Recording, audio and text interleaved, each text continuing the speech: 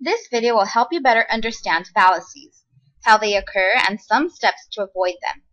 Fallacies are sometimes difficult to catch. It is a crime for writers of all levels and expertise. Let's take a look at the definition and background. Welcome to the fabulous Fallacy Files. A fallacy is an error in reasoning that weakens an argument. It usually happens because of a misconception or presumption. There are numerous fallacies, so let's take a look at the first one. The name-calling fallacy. This fallacy places labels on a person or group.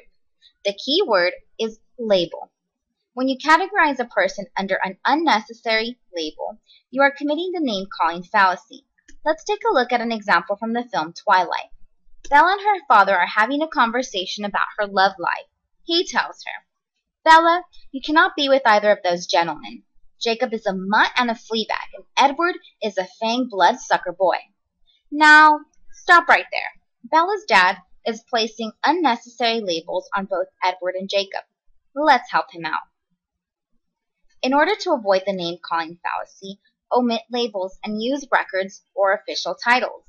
Bella's dad could say, "Edward and Jacob are two young gentlemen not well suitable for Bella."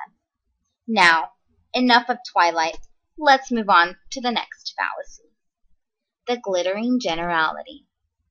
This fallacy, the speaker or writer accepts or approves an idea without looking at the evidence. The term glittering generality symbolizes positivity. They are typically highly valued. These terms ask for approval without examination. One example comes from the bottled water brand Aquafina. For years, they were driven by the slogan, "Purity Guaranteed." Both purity and guarantee are positive, highly valued terms. One way to avoid this fallacy is to ask critical questions.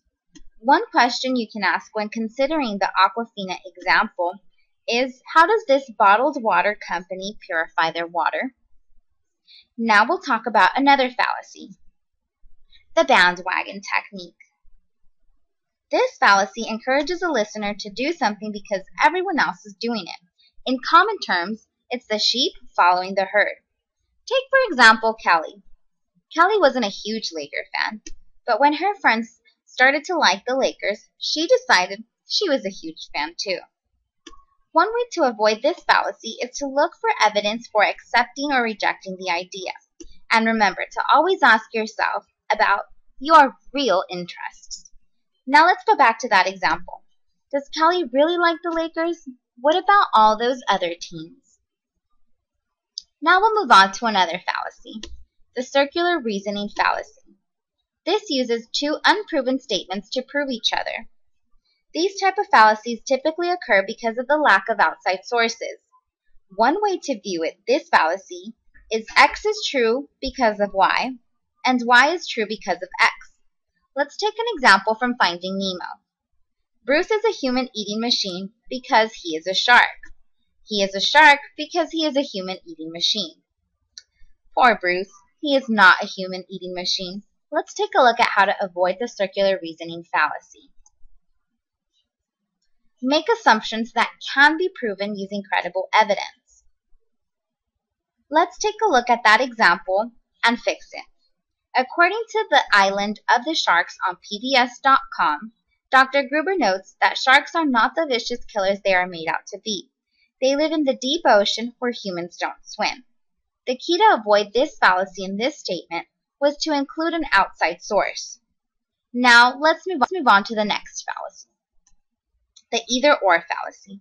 This is an argument that only considers two options. In this fallacy, statements are placed into polar opposites. Everything is either black or white. There is no gray in between. One example can be found in the movie Toy Story.